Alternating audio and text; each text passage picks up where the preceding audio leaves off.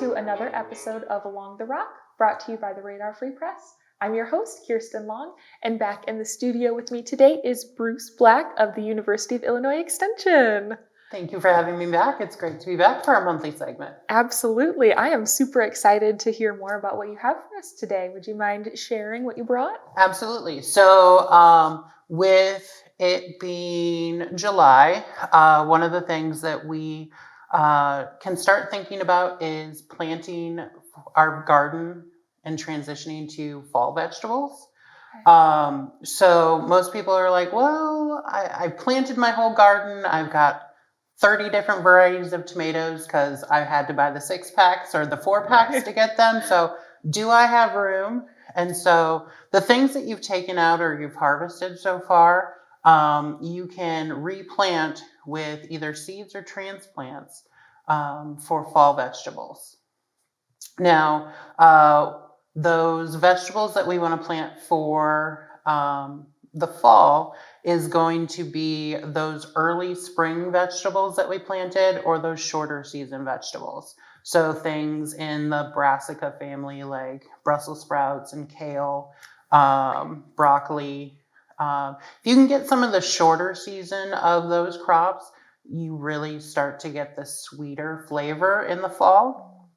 One of the things I tell folks about the weather in Illinois is think of like a bell curve. So those lovely bell curves that we had in math class and science class. So as we start in the spring, it starts to go up as the heat rises. And right now, with the lovely weather in Illinois, we're having our heat wave this week. So we're at the top of that peak or almost to the top of the peak, and then we'll start going back down. The great thing, hopefully, with our weather getting cooler, those fall vegetables, instead of ramping up and maturing at the height when it's starting to get hot, they're going to start getting ready when it's approaching October, November, depending on when our snow falls and our frost happens. But they'll mature at the cooler part. So that means they're sweeter, they're less woody. So things like radishes or fall turnips all turn out really well. All right. So when you said they're also early spring, so are they best planted at those two times of the year? So you had them in the early spring, you don't have them in the summer, you plant them again now so you can enjoy them in the fall. Yes. So usually what happens is things in like the leafy vegetable family or some of our herbs, when it gets hot, they bolt, which means that we harvest the leaves for them. But when it gets too hot, it's like, oh no, it's the end of my life cycle. I got to send up my flowers and then produce the seed to end its life cycle, which usually we come in and pinch those off to remove them.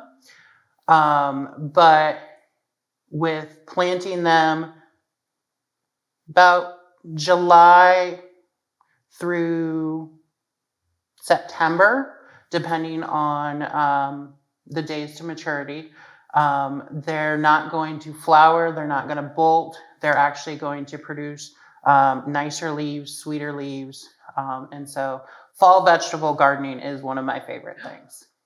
Do you have any recipes that you enjoy making with specifically your fall harvest from your garden?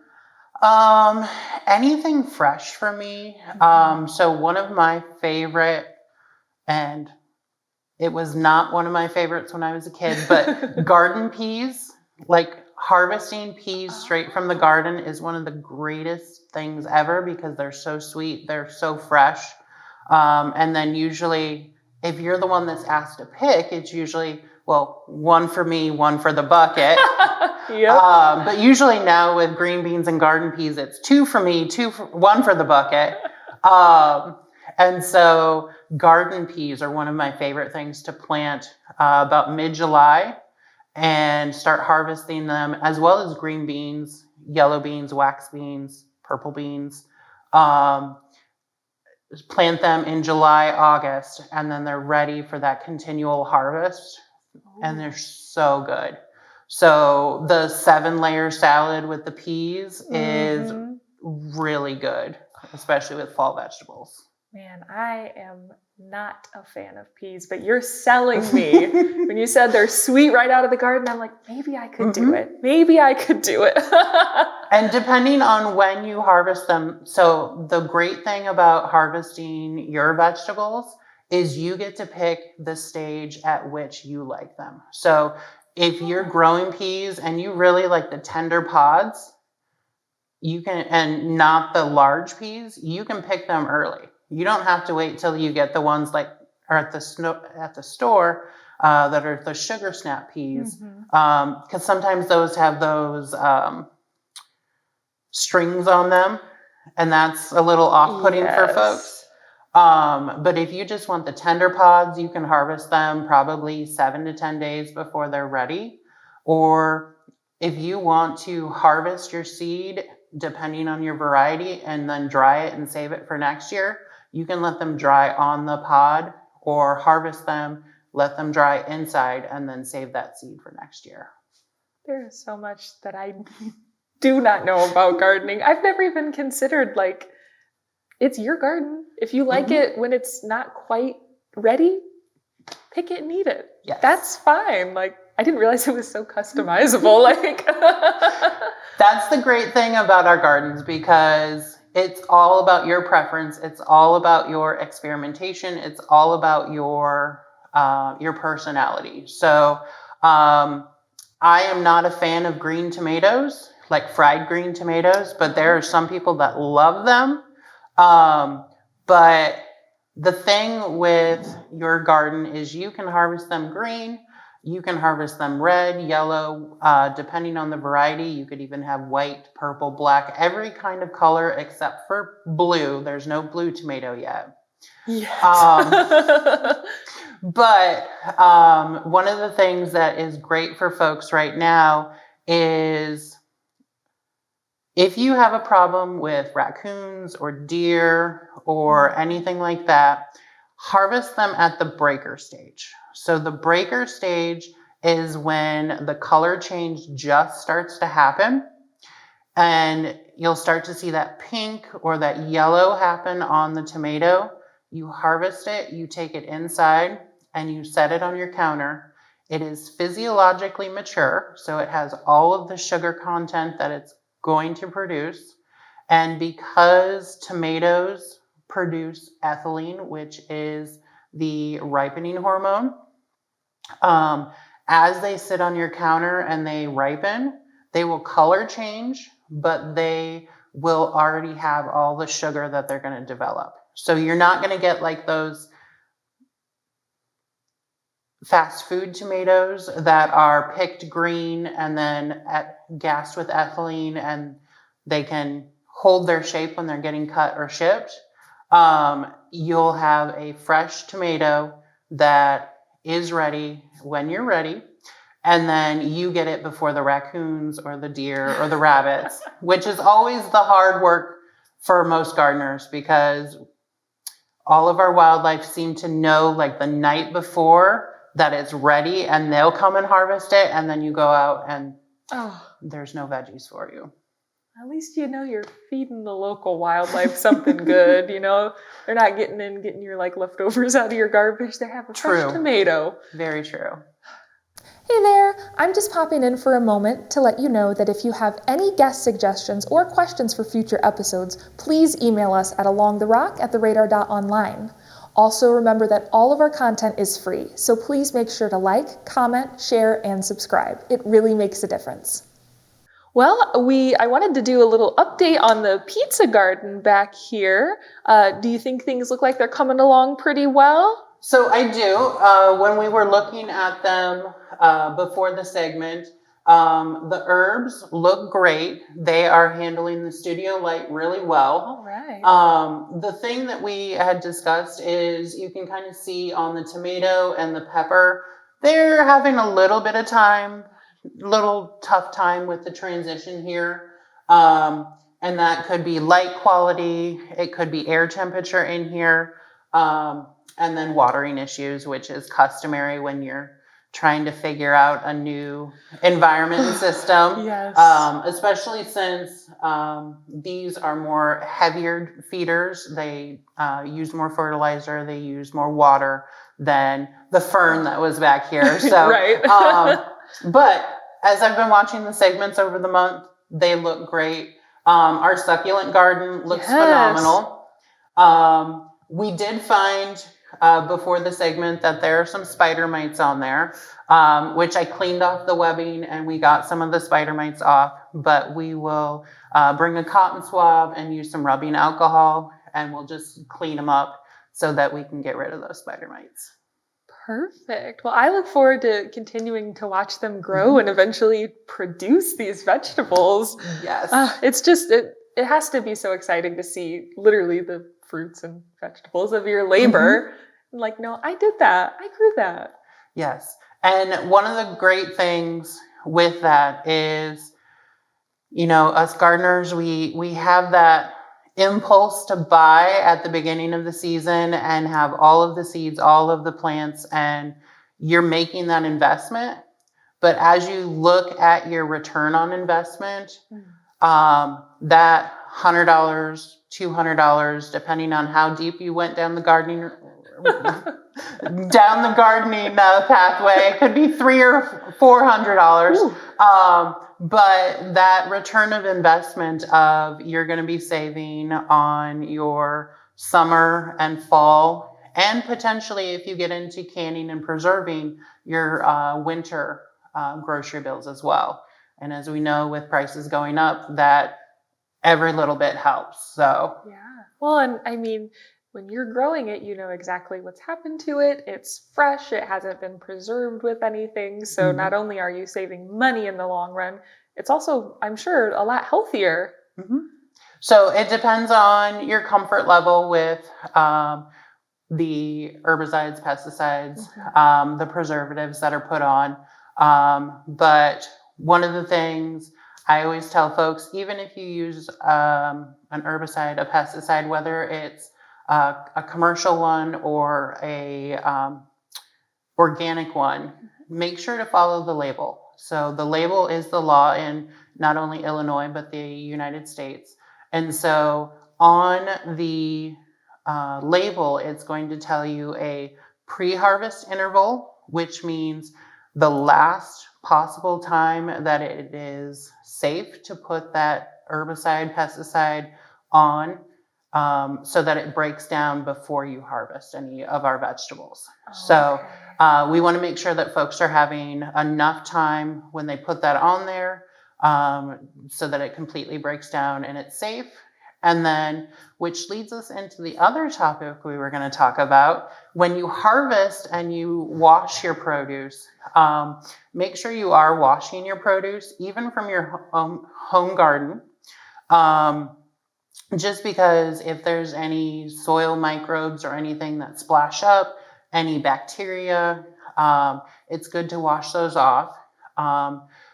Depending on what you are harvesting, it is best to wash before you use. So if you harvest 40 gallons of tomatoes, don't wash them all right away. Make sure that you have a 2-bucket system when you go out and harvest your garden. So you have the good basket and the bad basket. I have a terrible time. Sometimes I just get in the mindset of picking that I will not look which one I put. Oh, no. So sometimes it's nice to have 2 different colored buckets. So then that visual cue reminds you. I've learned that over the last how many years I've been gardening. It's good to have those 2 different colored buckets. But having a good bucket, and instead of dropping your produce in there, make sure you're setting it in there, especially with things that'll bruise easy like peppers, tomatoes.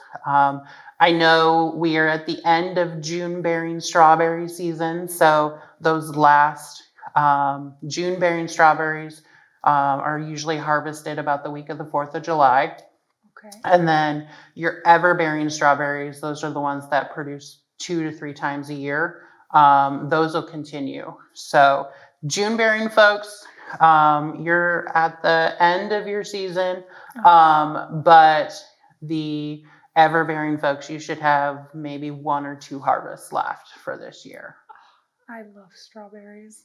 All-time favorite fruit. So I was like, no, it's not strawberry season anymore, but hopefully those ever-bearing strawberries. Yes, and I love planting the ever-bearing ones. They're smaller, so they're usually about the size of a nickel instead of those quarter-sized strawberries that we have. But you get more during the season. So it's, oh no, I don't have to go out and pick over a 1-month period and then preserve those. It's, you can pick an ample harvest and then they will reflower and fruit again. So you kind of have those 2 or 3 smaller harvests throughout the year. Now, when you mentioned washing your produce, I've always wondered, is it enough to rinse it in water and be done with it? Or do you advise some sort of, like, I know that they sell like plant wash, so to speak. Like, would you advise something like that? Or is it enough to just rinse it, pat it dry, and you're good to go? So according to extension research and food safety research through the USDA, it's enough just to wash your produce with water. Okay. Usually don't use cold water, use kind of a lukewarm or a not too hot of water. But even with your store-bought produce, it's a good idea to wash them through. Not preservatives, but the additives to the wash. So those fruit washes, or some folks will do a saltwater wash, or different kinds of wash. It just depends. I know having a degree in horticulture, there are a few things that I know like the general public wouldn't want to know about the food supply. Because with harvesting from your own garden, you sometimes have like insects or diseases. Yeah. So it's good to cut away any of the diseases or to compost those. But sometimes, like with apples and fruits, you're going to have small amounts of insects that are there. So washing your produce really does help to get those out. Make sure that if you notice anything, to either throw it away or do what you are comfortable with. But usually the recommendation is, if it's not something healthy for you, to toss it out. Gotcha. Well, and is it enough, say that, you cut into an apple and you see a brown spot. If you can cut off that brown spot and there's not more brown behind it, you're good to go. You got rid of it. But if you keep going and you're like, oh, there's probably a worm in this apple, you probably just compost the apple. Yep. So usually what we see on, like with apples, is that brown spot is an ethylene wound. So that same hormone that we talked about with tomatoes happens with apples as well. And any of the fruits that you damage, if you drop it. So usually apples, if you get them from the store, you get them from the orchard, they may have been dropped. It happens. Yeah. Cut it away.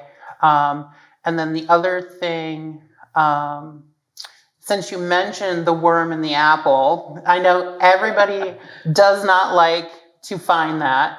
No. So if you actually flip an apple upside down and you look, the apple is an open fruit. So the opening at the bottom of the apple, which is the blossom end, that is where many of those insects will go. And so they'll go in, they'll nest in the core, and then they'll emerge. So codling moth is a prime example that we'll see in the Midwest and in the nation. So for orchards and commercial organizations, they will have an inspection line. So we don't see a lot of those in our food supply. It's for the backyard apples. That's usually when you see them. So just look at the bottom of the apple. If the opening looks bigger than it normally does, I usually recommend to cut those in half just to make sure. Man, I had no idea. Mhm. That's nice. You don't have to necessarily cut all your apples open to double check, because then Yes. I know they brown so quickly. So Mhm. just flip it over, take a look, and maybe you'll say, oh, there might be a friend in there. Yep. This one's not for me.